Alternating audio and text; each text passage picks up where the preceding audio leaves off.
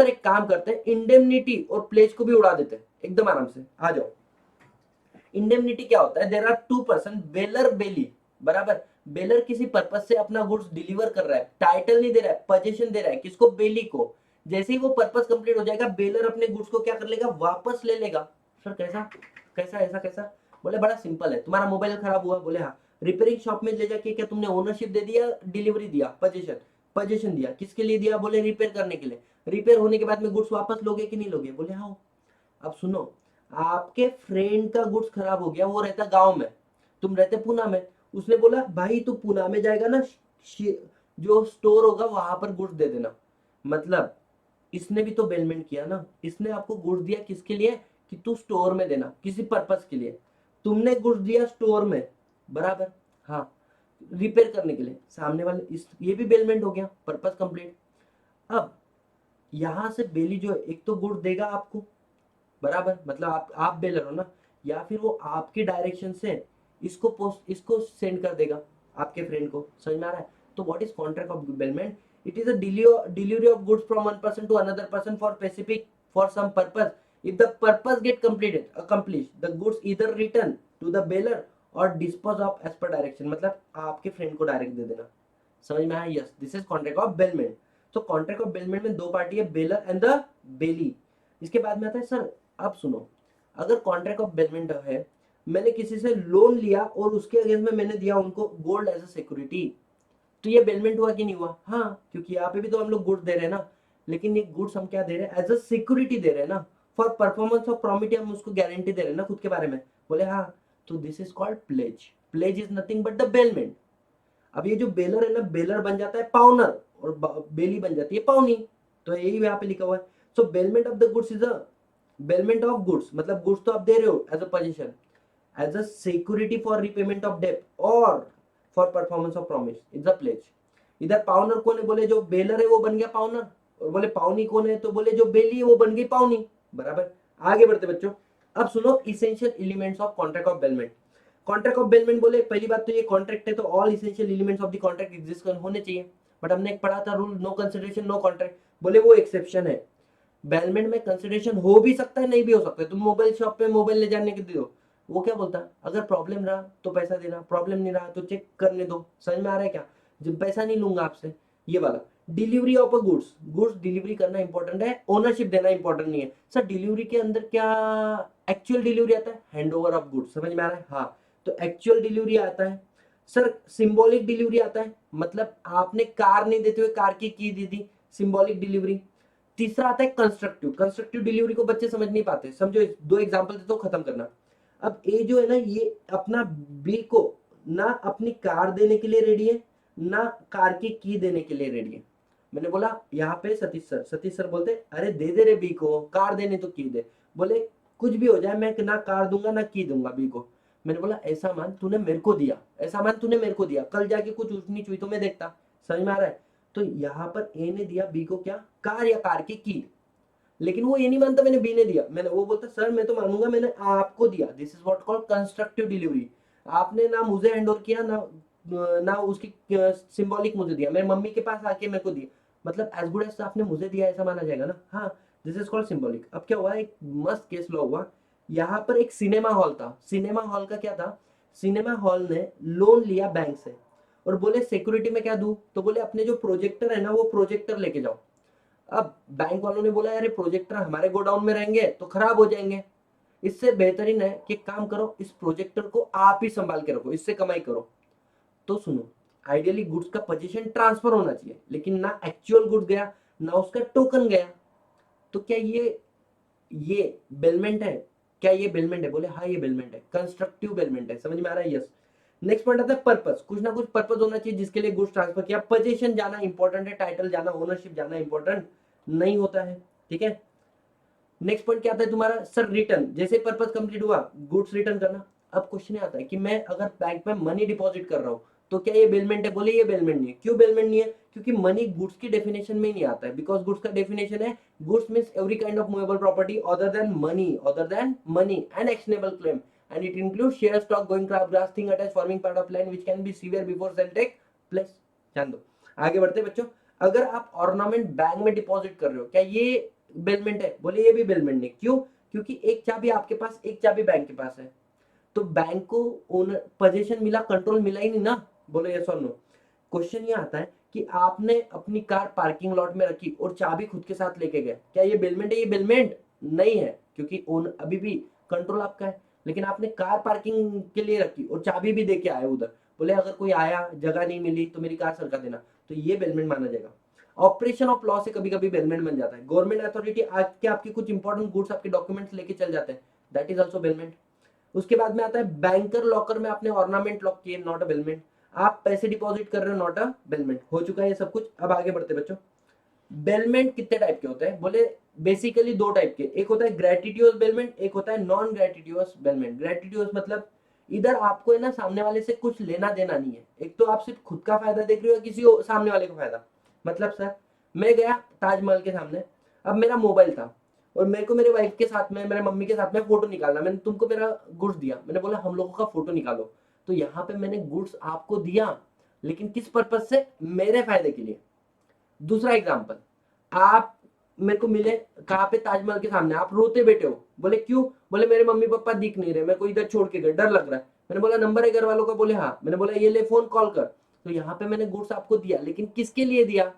आपके फायदे के लिए। मेरे फायदा के कुछ है क्या? मैं कुछ रिटर्न में मांग रहा हूँ क्या? नहीं। This bailment called gratuitous bailment. लेकिन अगर अगर ऐसा हो जाता है कि मैंने आपको गुड्स दिया, उसमें आपका भी फायदा है, मेरा भी फायदा है। सर मोबाइल मतलब मैंने लॉन्ड्री में कपड़े दिए, आपको पैसे मिल रहे हैं, मुझे कपड़े साफ करके मिल रहे हैं। मोबाइल रिपेयरिंग के लिए एग्जांपल कर सकते हो, टेलर का कॉन्ट्रैक्ट बोल दो, बाइक कार सर्विस, यहाँ पे दोनों का भी फायदा है। इसको बोलते हैं कौन सा बेलमेंट? इसको बोलते हैं नॉन ग्रेटिट्यूअस बेलमेंट। समझ में आ रहा है? यस। तो अब हम लोग बात कर रहे हैं किसके बारे में सर? बेलर के राइट्स एंड ड्यूटीज। बेलर के राइट एंड, देखो बेलर के राइट, बेली की ड्यूटीज। बेली के राइट, बेलर के राइट, बेली की ड्यूटी। और बेलर की ड्यूटी, बेली के, sorry sorry sorry sorry sorry sorry, baler का अधिकार, बेली का ड्यूटी। और बेली का ड्यूटी, नहीं, बेलर का ड्यूटी, बेली का अधिकार। अरे रे रे, bailor's right is equal to bailee का ड्यूटी, और बेलर का duty is equal to bailee का राइट। ऐसा याद करो, ठीक है? आ जाओ। अब मैं फटाफट आप लोगों से बात करता हूँ। अगर आपने किसी को गुड़ दिया, एक एग्जांपल लेके चलते कि मैंने मेरी कार आप लोगों को, मैंने मेरी बाइक आप लोगों को दी है घुमाने फिराने के लिए अपने दोस्तों को। दो सिचुएशन, एक तो पैसा लेके दी या पैसा बिना लेके दी। अगर पैसा लेके दी तो that is called non gratuitous bailment, और बिना पैसे लेके लेके दी तो आउट ऑफ चैरिटी, उसको बोलते हैं ग्रेटिट्यूअस बेलमेंट। ठीक है? तो सुनो, अब मेरे गाड़ी का ब्रेक फेल था, मेरे गाड़ी का ब्रेक फेल था और ये बात मुझे पता है, और फिर भी मैं आपको गाड़ी दे रहा हूँ, चाहे वो फ्री में दो चाहे पैसा लेके दो। सतीश सर, आपकी जिम्मेदारी, आपने बताना चाहिए, you should tell the fact that you know. But अगर मैंने आपसे पैसा लिया है and even though I am not aware, फिर भी मैं लायबल रहूंगा। समझ में आ रहा है? So gratitude bailment, the fact which you are fault which you are aware, but non gratitude bailment whether he was aware or not, तू तो रिस्पॉन्सिबल रहेगा मेरे भाई। पैसा लेके गया तो तेरे को पता होना चाहिए, गाड़ी चेक करके देना चाहिए। Bear the necessary expenses. Bear the necessary expenses मतलब क्या? ग्रेटिट्यूड बेलमेंट है आपका, ठीक है? आपने ऐसे फुकट में दिया, आपके फायदे के लिए दिया, और उसको खर्चा लग गया गाड़ी को कुछ, तो बोले necessary expenses, extraordinary expenses baler तू बियर करना। सर वो बेली के बेनिफिट के लिए दिया, फिर वो बियर करेगा एक्सपेंसेस। समझ में आ रहा है? अगर अगर नॉन ग्रेटिट्यूड बेलमेंट है, पैसा लेके मैंने गाड़ी दिया उसको, तो बोले सुनना, देन बेलर तू लायबल रहेगा किसके लिए? एक्स्ट्रा ऑर्डिनरी एक्सपेंसेस के लिए। ऑर्डिनरी एक्सपेंसेस, पेट्रोल वेट्रोल का खर्चा तो वो कर लेगा, लेकिन गाड़ी खराब होगी तो वो तेरा खर्चा है भाई, तेरा है ना। इंडेमनीफाई बेली। अब सुनो, इंडेमनीफाई बेली मतलब क्या होता है? अगर तुमने बेलमेंट ग्रेटिट्यूअस है, मतलब चैरिटी में दिया, पैसा वसूल नहीं कर रहे हो उससे, उसको दिया 5-10 दिन के लिए तुमने, और तुम उसको मांग रहे हो तीसरे दिन पे ला मेरी गाड़ी, मतलब मान लो तुम 10 दिन के लिए उसको गाड़ी दी हो, और उसके बाद में तुम उसको चौथे दिन बोल रहे हो इधर आ, मेरे को मेरी गाड़ी वापस दे, मेरे को मेरी गाड़ी वापस दे। अब मुझे एक बात बताओ, मुझे एक बात बताओ, अगर वो पैसा लेता, पैसे लेके तुम उसको बोल सकते हो बिफोर टाइम? नहीं बोल सकते हो, कितना भी कुछ हो जाए। लेकिन तुमने फुकट दिया तो तुम में वट है, तुम बोल रहे हो मेरे को मेरी गाड़ी वापस ला के दे, बराबर? तो ऐसे वाले केस में बोले उसको अगर कुछ लॉस हुआ है ना, तो वो तुमको कॉम्पेंसेट करके देना पड़ेगा। लेकिन उसको तुम्हारे वजह से कुछ प्रॉफिट हुआ ना, उसका डिडक्शन ले लो। एग्जाम्पल देते हैं, ठीक है? सर क्या हुआ, बेलर ने गाड़ी दिया ग्रेटिट्यूड बेलमेंट में, किसको? बेली को, 10 दिन के लिए। अगर बेली बाहर जाके मार्केट में से गाड़ी उठा के लाता तो उसको लगता कम से कम 1,000 रुपए दिन का, ठीक है। तो बेली को मैंने गाड़ी दिया, 4 दिन उसने मेरी गाड़ी को यूज किया, और बाद में मैंने बोला अरे भाई मेरे को मेरी गाड़ी वापस दे दे। अब मैंने उसको बोला मेरी गाड़ी वापस दे दे, बराबर। वो मार्केट में गया, उसको नेक्स्ट 6 दिन के लिए गाड़ी लेना पड़ा, लेकिन उसको नेक्स्ट 6 डे की गाड़ी कितने रुपए में मिली? 12,000 रुपए में। कितने में? 12,000। सर एक दिन का 1,000 बोला था ना। अरे जब 10 दिन का लिए ले रहे थे तो 1,000 रुपए बोला पर डे, लेकिन अब तुम 6 दिन के लिए ले रहे हो तो डबल रेट लग गया। तो बताओ उसको एक्स्ट्रा कितना लगा? 1,000 तो वैसे भी लगना था ना, एक्स्ट्रा कितना लगा 6 दिन का? बोले 6,000। उस 4 दिन तो उसने तुम्हारा गाड़ी चलाया, तो कितना पैसा बचा? बोले उसका 4,000 से हुआ ना। तो बोले 4,000 माइनस कर लो, अब 2,000 के लिए बेलर तू लायबल है, कॉम्पेंसेट कर। मतलब शॉर्ट में बोलूं, if the bailee suffer some losses because the demand back of the goods in case of gratuitous bailment, बराबर। तो बेली जो है ना एंटाइटल फॉर कॉम्पेंसेशन, अगर लॉस ज्यादा होगा बेनिफिट कम होगा, जैसे ये वाला केस था। But bailee is not entitle if the loss is lesser and the benefit is higher, है ना। चलो, तो ये हो गया आपका। अब यहां से आगे बढ़ते हैं हम लोग। डिफेक्टिव टाइटल, बेलर तुम्हारा खुद का गुड्स नहीं था, मैंने एक कपड़ा चोरी करके लाया और टेलर को नहीं, एक शर्ट मैंने किसी का कोट चोरी करके लाया और मैंने लॉन्ड्री वाले को बोला मस्त क्या करे इसकी धुलाई कर कपड़े की, और उधर से ट्रू ओनर आया, उसको समझ में आ गया ये तो मेरा ही शेरवानी है शादी की, समझ में आ रहा है। तो ऐसे वाले केस में अगर इंडेमनीफाई करना पड़ेगा जो भी लॉस बेली को हुआ है उसमें, bound to accept the goods. अब बेली मुझे मेरा गुड्स वापस दे रहा है, मैं बोला मेरे को नहीं चाहिए, मेरे को नहीं चाहिए, you are bound to accept, purpose got completed, समझ में आ रहा है। ये हो गए बेलर की ड्यूटीज। अब आते हैं हम लोग बेली की ड्यूटी पे सीधा। बेली का ड्यूटी क्या है? Take a reasonable care of the goods, take a reasonable care of the goods. अब reasonable care of the goods का मतलब क्या है कि सपोजिंगली सतीश सर ने अपने ऑर्नामेंट दिए किसको? नरेंद्र मोदी जी को दिए। अब नरेंद्र मोदी जी ने क्या किया? खुद के ज्वेलरी के साथ में सतीश की ज्वेलरी रखी, और वो ज्वेलरी आके चुरा के ले गए लोग। तो नरेंद्र मोदी जी लायबल है क्या? नहीं लायबल है। क्यों लायबल नहीं है? क्यों लायबल नहीं है? बोले क्योंकि नरेंद्र मोदी जी ने तो पूरी केयर ली ना गुड्स की, वो अलग बात है, लेकिन चोरी हुई। लेकिन नरेंद्र मोदी जी ने खुद की ज्वेलरी रखी लॉकर में और सतीश सर की ज्वेलरी रखी ओपन, और वो हो गए स्टोलर। अब नरेंद्र मोदी जी आप लायबल है, क्यों? Because you are not acting as a man of ordinary prudence. जैसे लोगों के सामान को ऐसे रखो जैसे कि वो तुम्हारा खुद का सामान है, बराबर। नेक्स्ट पॉइंट आता है no unauthorised use of the goods. अब सुनो, मैंने बोला था मेरे दोस्त वाला example, if you guys remember, मेरे दोस्त ने क्या बोला था बाइक देके। मेरे एक दोस्त था प्रणव संचेती और एक दोस्त था हितेश। हितेश ने बोला प्रणव संचेती को कि बोले भाई सुन, सतीश को गाड़ी चलाने मत देना, है ना। और मेरे को बिठाया पीछे, मैं सो रहा था, मेरे को आ रही थी फुल नींद। अब और हम जा रहे थे शेगांव। तो नागजरी बोलकर एक एरिया लगता है, जीजा झाकझुक रास्ता है, ऐसा जिग जैग। प्रणव को भी लगा यार सतीश तो सो रहा है, बोले सतीश गाड़ी चलाएगा? मैं बोला हाँ चलाऊंगा। अब क्या हुआ, वो गाड़ी मैंने चलाया और उसके बाद में मेरा हुआ एक्सीडेंट ऑन 26 नवंबर 2016 के 16 में, और मेरे हाथ का कॉलर बोन टूट गया, वो अलग बात है। लेकिन मेरे दोस्त की गाड़ी को भी हुआ इंजुरी, मतलब उसकी गाड़ी खराब हो गई। ऐसे वाले केस में आपको नहीं लगता है कि भाई साहब उसने हमको गुड़ दिया था, वो बोला था कैसे यूज करना, लेकिन हमने उस तरीके से यूज नहीं किया, डोंट यू थिंक हमें उसको कॉम्पेंसेट करके देना पड़ेगा? Answer is yes. आगे बढ़ते बच्चों, non mixture of the goods of the baler. यहाँ पे बेस्ट एग्जांपल है, सतीश सर ने एप्पल दिया, हाई क्वालिटी के एप्पल मेरे लोगो लगा के दिया मैंने सेलर को, सेलर के लो क्वालिटी के एप्पल थे उसने मिक्स कर डाले। क्वेश्चन आता है क्या ये गुड्स मिक्स होने के बाद में सेपरेट हो सकता है क्या? बोले हाँ। तो बोले सेपरेशन का जो खर्चा है वो कौन बियर करेगा? बोले सेलर बियर करेगा। लेकिन मानो मैंने मेरा दूसरा गुड है मिल्क, वो दिया मैंने दूसरे सेलर को, उसने खुद के मिल्क में मिक्स कर डाला। अब बच्चों this is perfect substitute. Perfect substitute में क्या होता है, एक बार मिक्स करा ना, यू कैन नॉट आइडेंटिफाई किसका कौन सा है। तो मिक्स करने के बाद में सेपरेट हो सकता है क्या? बोले नहीं बेटा, ये लाइबल रहेगा पूरा लॉस के लिए, समझ में आ रहा है? Yes sir. सो मिक्सचर कर रहा है विद कंसेंट किया है तो both party will get the benefit. Mixture without consent but separated है तो cost of separation will be bear by bailee. और मिक्सचर किया है विदाउट कंसेंट और not can not be separated, तो बेलर जो बेली जो है ना वो बियर करेगा, पूरा का पूरा कॉम्पेंसेट करके देगा बेलर को। नेक्स्ट पॉइंट क्या आता है तुम्हारा, return the extra ordinary profit. अब यहाँ पे मैंने बताया था मैंने गाय दिया है, गाय के साथ में उसका बछड़ा जन्म तो बछड़ा आके मिलेगा। मैंने एक शेयर प्लेस किया है किसके अंदर, बैंक के अंदर, उसके ऊपर डिविडेंड आया, उसके ऊपर बोनस शेयर आया, तो वो मेरा अधिकार है वसूल करने का। तीसरा बात क्या बोला कि भाई मैंने 1,000 कोंबड़ियां दी थी और कोंबड़े के साथ में 100 मैंने क्या दिए थे, अंडे दिए थे। अब 2 महीने के बाद में वो 1,000 कोंबड़ी 2,000 कोंबड़ी बन गई और अंडे जो है वो 500 अंडे बन गए। तो बोले अपने पास अधिकार है पूरा वसूल करने का, नहीं जितना दिया उतना वसूल नहीं करेंगे, ठीक है। और no adverse title, adverse title नहीं होना, the bailee must hold the goods, कि वो ऐसा नहीं बोल सकता है कि भाई मैं बेलर को नहीं दूंगा, ऐसा नहीं वगैरह, बराबर। So bailee must hold the goods on behalf and the for bailor, he can not deny the title of the bailor, है ना, वो मैं मानते ही नहीं, तेरा नहीं है, ऐसा नहीं करेगा। अब ये बातें ऊपर ऊपर से फटाफट करो।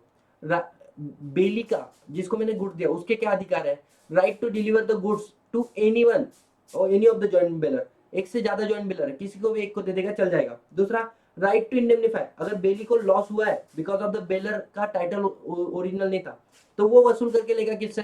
बोले बेलर से। Right to indemnity, right to indemnity मतलब in case of fault in the goods, गाड़ी को ब्रेक नहीं था, तुमने बताया नहीं, उसका एक्सीडेंट हो गया, वो तुमसे वसूल करके लेगा, बराबर। Right to claim necessary expenses, right to claim, अगर उसने तुम्हारे गुड्स के ऊपर कुछ खर्चा किया, गाड़ी खराब हुई, मरम्मत की, तो वो तो अधिकार रखता है तुमसे वसूल करने का। Right to apply the court to decide the title, मतलब अब मैं बोल रहा हूँ कि वो कोर्ट का मालिक में हो, दूसरा बोल रहा हूँ शेरवानी का मालिक में हो, बराबर, तो वो कोर्ट को अप्लाई करेगा और कोर्ट बोलेगा तुम डिसाइड करो इसका एक्चुअल मालिक कौन है। Right of particular lien for payment, अच्छा पर्टिकुलर लियन, जनरल लियन होता क्या है? देखो, किसी और के माल को खुद के पास रखना, इसको बोलते हैं लियन, मतलब गुड्स ऑलरेडी ओनरशिप चले गया लेकिन पोजीशन मेरे पास, उसको बोलते हैं लियन। अब फॉर एग्जांपल तुमने मोबाइल दिया, मोबाइल का रिपेयर हुआ, खर्चा मुझे मोबाइल का नहीं दे रहे हो, तो मैं इसको बोलता हूँ जनरल लियन, पर्टिकुलर लियन, है ना, उस मोबाइल को मैं मेरे पास रख रहा हूँ। लेकिन अब मानो तुमने मेरे से लोन लिया और अगेंस्ट में कोई सिक्योरिटी नहीं दी, तुमने मेरे से सेकंड लोन लिया, मैंने बोला सिक्योरिटी के नाम पे कुछ तो दो, मैं हूँ बैंक, तुमने सिक्योरिटी दी, अब सेकंड लोन तो रीपे कर दिया तुमने, एग्जाम का क्वेश्चन है, सेकंड लोन तुमने रीपे कर लिया, और ये जो सिक्योरिटी मांग रहे हो, मैं बोला सिक्योरिटी नहीं दूंगा, पहला लोन अभी भी बाकी है, ये सिक्योरिटी सेल करके मेरा पहला लोन निपटाऊंगा, समझ में आ रहा है? तो ऐसे वाले केस में इसको बोलते हैं जनरल लियन। जनरल लियन मतलब क्या, कि भाई साहब जो गुड्स है ना, मैं किसी और लोन के प्रति एडजस्ट कर रहा हूँ उसको, ठीक है। तो जनरल लियन कौन कर सकता है? सिर्फ 5 लोग कर सकते हैं। जनरल लियन कर सकता है bank, factor, war finger, attorney of high court या फिर पॉलिसी ब्रोकर, ये 5 लोग ही जनरल लियन एक्सरसाइज कर सकते हैं। लेकिन हाँ, कॉन्ट्रैक्ट में मेंशन करके आप इनके इस अधिकारों को क्या कर सकते हो, खत्म कर सकते हो। इसके ऊपर आया था केस स्टडी, इस वाले पॉइंट के ऊपर, ठीक है, एग्जाम के अंदर। अब नेक्स्ट पॉइंट आता है पर्टिकुलर लियन, सर हम लोग एक्सरसाइज कर सकते हो, बोले पर्टिकुलर लियन यू कैन एक्सरसाइज, लेकिन उसकी कंडीशन है क्या, कि तुमने उसके ऊपर कुछ स्किल या लेबर लगाए होने चाहिए और जिसकी वजह से उसमें हुआ है वैल्यू एडिशन। मतलब किसी ने कपड़ा लाके दिया और उस कपड़े का तुमने ड्रेस में कन्वर्ट किया, बराबर, पैंट में कन्वर्ट किया, तो ऐसे वाले केस में आपने क्या किया, सर उसके ऊपर लेबर और स्किल हमने अप्लाई किया, ठीक है, वैल्यू एडिशन हुआ है। अब वो पैसा अगर आपको नहीं दे रहा है तो आप उसको क्या कर सकते हो, अपने पास रख सकते हो, कोई तकलीफ वाला काम नहीं है। नेक्स्ट पॉइंट क्या बोलता है, टर्मिनेशन ऑफ बेलमेंट, क्या हम लोग बेलमेंट कॉन्ट्रैक्ट को टर्मिनेट कर सकते हैं? बोले बिल्कुल कर सकते हैं। एक्सपायरी ऑफ फिक्स पीरियड, जिस समय के लिए दिया था वो पीरियड खत्म हो गया तो एक्सपायरी हो गया। नेक्स्ट पॉइंट क्या बोला है, फुलफिलमेंट ऑफ द पर्पस, जिस पर्पस के लिए दिया पर्पस कंप्लीट हो गया। डेथ हो गया, बोले बेलर का या बेली का, खत्म। लेकिन सुनना, अगर ग्रेटिट्यूस बेलमेंट है तो टर्मिनेट होगा, नॉन ग्रेटिट्यूस बेलमेंट, पैसा तो तुमने ले लिया, वो टर्मिनेट नहीं होता है। इनकंसिस्टेंट यूज, मैंने बोला ऐसे यूज करना, तुम नेक्स्ट तरीके से यूज कर रहे हो। या destruction modification of the subject matter, समझ में आ रहा है, मैंने तुमको जो गाय दी थी, हॉर्स दिया था, वही मर गया, बराबर, तो फिर क्या आगे बेलमेंट कंटिन्यू करोगे तुम लोग, ठीक है। चलो, तो जनरल ईयर पर्टिकुलर ईयर से भी एग्जाम में क्वेश्चन आते हैं, मेक श्योर आपने वो करना चाहिए, ठीक है। अब लास्ट वाला पॉइंट आता है तुम्हारा बेलमेंट के अंदर, sir finder of the goods. Finder of the goods क्या बोलता है, सुनो, फाइंडर ऑफ द गुड्स बोलता है कि सर जैसे ही क्या हुआ, सुनो, किसी का माल आपको रास्ते में मिला, मैं बोलता कभी नहीं उठाना, उठाने से तुम्हारी जिम्मेदारियां बढ़ती, तुमको फायदा आटाने का नहीं होता, घंटा फायदा नहीं होता है सर। मतलब सुनो, पहली बात, तुमने बड़ा पहले तो तुमने कोशिश करना चाहिए ट्रू ओनर को ढूंढने की, तुम नहीं ढूंढोगे तो बोले सेक्शन 403, अगर वो व्यक्ति जीवित है ना जिसका तुमने गुड्स उठाया, miss appropriation of property Indian penal code के अंदर लायबल होगे। अरे बाप रे, अगर वो व्यक्ति मृत होगा ना, section 404 of the Indian penal code, मृत व्यक्ति की प्रॉपर्टी को उसके लीगल रिप्रेजेंटेटिव के हाथ में जाने के पहले तुमने चुराया, दूसरा केस लगेगा तुम्हारे ऊपर, समझ में आ रहेगा, मतलब तोबा तोबा। तो पहला काम तो कोशिश करो, रीजनेबल केयर लो कि ट्रू ओनर को ढूंढ के लाए। ट्रू ओनर मिल गया, अब तुमको कुत्ता मिला था रास्ते पे, तुमने उसको क्या किया, उसको निलाया धुलाया, डॉक्टर के पास ले गए, 2-3 इंजेक्शन लगाए तुमने उसको, बराबर, तो तुमने उसके ऊपर खर्चा किया, क्या तुम इसका पैसा रिकवर कर सकते? क्या बोले कर सकते। उसने नहीं दिया, ट्रू ओनर ने, तुम केस फाइल कर सकते? बोले तुम नहीं कर सकते। क्यों नहीं कर सकते? क्या उसने बोला था क्या, any act done voluntary is not a valid consideration, याद करो सीए फाउंडेशन में पढ़ा था, any act done voluntary is not a valid consideration, CMA foundation में भी, ठीक है। और दूसरा बात क्या बोला हुआ है, दूसरा बात बोला है सर कि अगर आप केस फाइल नहीं कर सकते हो लेकिन उस गुड्स को रिटेन रख सकते हो जब तक वो तुमको तुम्हारा खर्चा पे नहीं करे। नेक्स्ट पॉइंट क्या बोला, reward of goods. Reward of goods मतलब क्या, कि मानो जो कुत्ता आपको मिला उसके ऊपर 2.5 लाख का क्या था, गिफ्ट था, क्या आप उस गिफ्ट के लिए केस फाइल कर सकते हो, नहीं दे रहा है तो, बोले कर सकते हैं, लेकिन उधर भी एक कंडीशन जो आपकी सिलेबस में नहीं लिखी है कि आपको ऑफर के बारे में पहले से पता होना चाहिए बिफोर बीइंग एक्सेप्टेड। मतलब acceptance without knowledge of offer is not valid offer ना। Lalman Shukla versus Gauri Datt, Lalman was not aware कि गौरी दत्त ने ऑफर डाला हुआ है कि मेरा निफ्यू जिसको भी मिलेगा मैं उसको गिफ्ट दूंगा। तो पहली बात आपको पता होना चाहिए। और दूसरा बात क्या बोला है, अगर सामने वाला तुमको तो वो गिफ्ट का अमाउंट नहीं दे रहा है तो राइट ऑफ लियन एक्सरसाइज करो। क्या सर मैं सेल कर सकता, बिल्कुल सेल कर सकते हो। दो कंडीशन है सेटिस्फाई, ये ऊपर में से दोनों में से एक सेटिस्फाई होनी चाहिए और नीचे वाले दोनों में से एक सेटिस्फाई होनी चाहिए। पहला क्या, तुमने ट्रू ओनर को ढूंढा लेकिन ट्रू ओनर मिला नहीं, या फिर ट्रू ओनर मिला लेकिन वो तुमको तुम्हारा खर्चा पानी दे नहीं रहा है। अगर गुड्स पेरिशेबल नेचर का है ना, इमीडिएटली सेल करो नहीं तो सड़ जाएगा। गुड्स ड्यूरेबल नेचर का है, कुत्ता है, अब कुत्ता तुमको मिला, कुत्ता तो ड्यूरेबल नेचर का, ऐसा नहीं कि सड़ जाएगा, तो बोले आप उसको तभी सेल कर सकते हो जब आपने उसके ऊपर 2/3 से ज्यादा खर्चा किया। अब मानो एक कुत्ता है, उसका वैल्यू है 1 लाख रुपए, तुमने उसके ऊपर खर्चा किया है 70,000 रुपए, 2/3 से ज्यादा तुम सेल कर सकते हैं। अंबानी के कुत्ते को, तुम्हारे कुत्ते पे आया प्यार और अंबानी ने तुम्हारे कुत्ते को लिया 10 लाख रुपए में, ठीक है, तो फायदा कितना हुआ रे, बोले सर 9,30,000 रुपए, 70,000 खर्चा था, 9,30,000। बेटा वो 9,30,000 है ना ट्रू ओनर को देना पड़ता, तुम नहीं रख सकते। मतलब बोले वो किसी और का माल है तो उसका प्रॉफिट भी किसी और का रहेगा। अच्छा वो कुत्ता सर जो 70,000 मैंने खर्चा किया ना, मैं सेल तो कर सकता, बराबर, मैंने सेल उसको किया एक गरीब कुत्ती को 50,000, गरीब कुत्ती के मालिक को, है ना, उनकी शादी लगाने के लिए 50,000 में, लॉस हो गए सर 20,000 में, कवर कर सकते हैं, यू कैन नॉट रिकवर। समझ में आ रहा है, इसलिए बोलता हूँ किसी की पड़ी हुई चीज को उठाना मत, सिर्फ जिम्मेदारियां बढ़ेगी, फायदा तो घंटा नहीं होगा। आगे बढ़ते बच्चों, अब हम लोग एंटर हो गए पाउनर के अंदर। पाउनर पाउनी कॉन्ट्रैक्ट पढ़ा था प्लेज वाला। तो बोले जो पाउनी है, एक एग्जांपल लेके चलते हैं कि अनुपमा सीरियल है बच्चों, उसके अंदर एक व्यक्ति है पारितोष।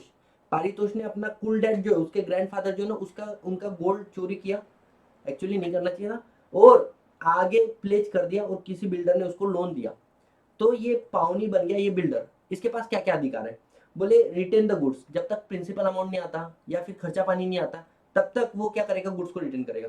पावनी ने बोले और एक लोन दिया, तो बोले वो सब्सिक्वेंट लोन के लिए भी पहले जो तुमने उसको एज अ सिक्योरिटी दिया था उसको रिटेन करके रख सकता। तीसरा, right to recover extraordinary expenses, तुम्हारे गोल्ड को स्टोर में रखा उसने, मतलब किधर, कि फॉर एग्जांपल प्रिवेंट करने के लिए, थोड़ा सा सही तरीके से प्रिजर्व करने के लिए उसने कहीं पे खर्चा किया, एक्स्ट्रा खर्चा किया तुम्हारे गोल्ड के लिए थोड़ा सा, तो ऐसे वाले केस में क्या वो एक्स्ट्रा ऑर्डिनरी एक्सपेंसेस रिकवर कर सकता है, बोले कर सकता है। क्या वो तुम्हारे ऊपर एक्स्ट्रा ऑर्डिनरी खर्चों के लिए सूट फाइल कर सकता है, कर सकता है। क्या वो एक्स्ट्रा ऑर्डिनरी खर्चे तुमने नहीं दिए इसके लिए वो तुम्हारे गुड्स को रिटेन कर सकता है, रिटेन नहीं कर सकता। राइट टू शू है, राइट टू रिटेन नहीं है। Right of pawnor to make, अगर पाउनर ने डिफॉल्ट किया, वो पैसा दे ही नहीं रहा है, पहले लोन का भी नहीं दे रहा है दूसरे, तो बोले पाउनी तू गुड्स को सेल भी कर सकता है लेकिन तेरे को पाउनर को पहले बताना पड़ेगा मैं तेरा गुड्स सेल कर रहा हूँ। समझ में आ रहा है। हाँ, अगर तुझे को एक्स्ट्रा पैसा वसूल हो गया, लोन दिया था 10 लाख और सेल करके तेरे को मिल गया 25 लाख, तो बोले 15 लाख एक्स्ट्रा मिला ना, वो जाके चुपचाप पाउनर को दो। सर मैंने तो 10 लाख का लोन दिया था और सेल करके मेरे को सिर्फ 6 लाख रिकवर हुए, 4 लाख का शॉर्टेज है, बोले पाउनर से वसूल करो। समझ में आ रहा है।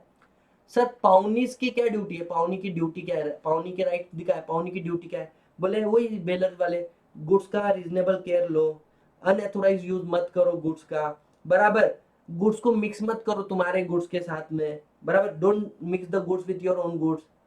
ये क्या था पहला, रीजनेबल केयर, अनएथोराइज यूज मत करो, गुड्स को मिक्स मत करो। तीसरा, terms of contract of pledge जो है उसको तोड़ो मत, बराबर, समय पे गुड्स रिटर्न कर दो, उसने पैसा दे दिया तो, बराबर, और लास्ट में क्या बोला है, return the goods pledge of reciprocal and return any, अच्छा, और कुछ पे गुड्स पे कुछ फायदा हो गया होगा तो फायदा भी आपको सामने देना पड़ेगा। समझ में आया। पाउनर्स राइट क्या है, वो पारितोष का राइट क्या है जिसने तुमको गोल्ड दिया, बोले राइट टू रिडीम, पहले बात, भले उसने डिफॉल्ट किया लेकिन बाद में वो आके तुमको पैसा दे रहा हो, तुमने गुड्स अभी तक आगे सेल नहीं किया, उसके पास अधिकार है, वो वापस ले सकता है अपना गुड्स, ठीक है। और एक है pledge where the pawnor have limited interest, मतलब हाँ, पारितोष जो है ना उसको सिर्फ 50% ओनर था उसका, तो बोले कितना आगे प्लेज कर सकता है, सिर्फ 50%। समझ में आ रहा है। ड्यूटी ऑफ पाउनर क्या है, कि बोले सामने वाले को बोले उसका एक्स्ट्रा खर्चा वगैरह जो हुआ होगा, प्रिंसिपल अमाउंट डेप्ट अमाउंट वापस करने का, बराबर, तो एक्स्ट्रा ऑर्डिनरी एक्सपेंसेस जो उसको इनकर हुआ प्रिजर्वेशन ऑफ गुड्स के लिए वो देगा। सेकंड चीज क्या, समय समय पे अपना पैसा पे करने का, अपना गुड्स वापस लेने का, और जो भी टर्म्स एंड कंडीशन है कॉन्ट्रैक्ट के उसको फुलफिल करने का, ठीक है। अब ये लास्ट पॉइंट जहां पर हमारा पूरा टॉपिक खत्म हो जाता है क्या है, क्या नॉन ओनर गुड्स को प्लेज कर सकता है? कर सकता है, लेकिन जिसको प्लेज किया ना उसने गुड फेथ में लिया, उसको नहीं मालूम है सामने वाले के पास अथॉरिटी नहीं है। पहला केस, मर्केंटाइल एजेंट आके गुड्स को क्या करता है? प्लेज करता है। इसको नहीं मालूम क्या मर्केंटाइल एजेंट को अथोराइज नहीं किया, ये वैलिड माना जाएगा। Pawnor who obtain the goods under the voidable contract, तुमने क्या किया, मेरे सर के ऊपर बंदूक रखा, मेरा 30,000 का जो फोन है तुमने लेके चले गए मेरे से 10 रुपए में। मैं चाहता था तो मैं रोक सकता था, लेकिन मैं सोच रहा हूँ यार मैं अगर वापस लेकर आ जाऊँ, कॉन्ट्रैक्ट को रिसाइन करूँ, तो तुम लोग मेरे को मारोगे पीटोगे, मैं कुछ एक्शन लिया ही नहीं। उसके बीच में जब तक मैं कॉन्ट्रैक्ट को रिसाइन नहीं करता, तुमने थर्ड पर्सन का इंटरेस्ट क्रिएट कर दिया, तुमने वो गुड्स किसी को प्लेज कर दिया। Now I can not do anything. समझ में आ रहा है? अब वो सामने वाले का इंटरेस्ट क्रिएट हो चुका है उसमें, this is valid pledge. Pawnor have limited interest, मतलब अगर मानो मैं 50% किसी प्रॉपर्टी का ओनर हूं, तो I can pledge only up to 50%, not more than that. समझ में आ रहा है? मतलब मेरे पास जितना मेरा इंटरेस्ट है उतना ही मैं प्लेज कर सकूं, उससे ज्यादा I can not. So the person can not pledge beyond the he can pledge to the extent he has interest in the property।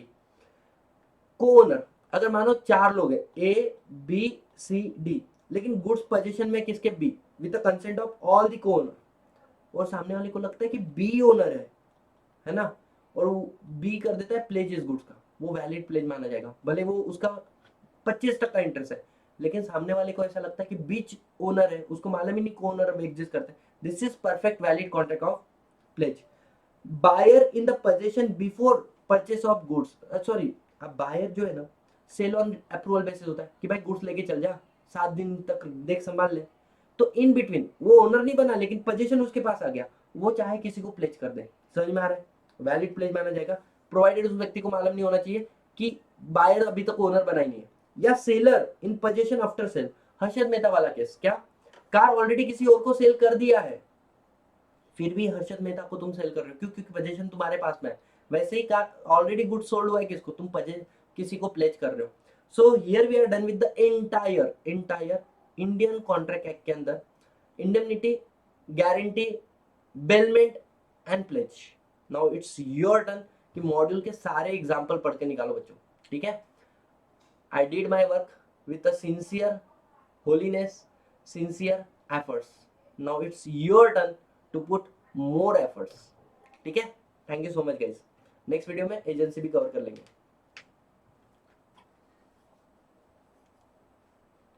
चलो यार।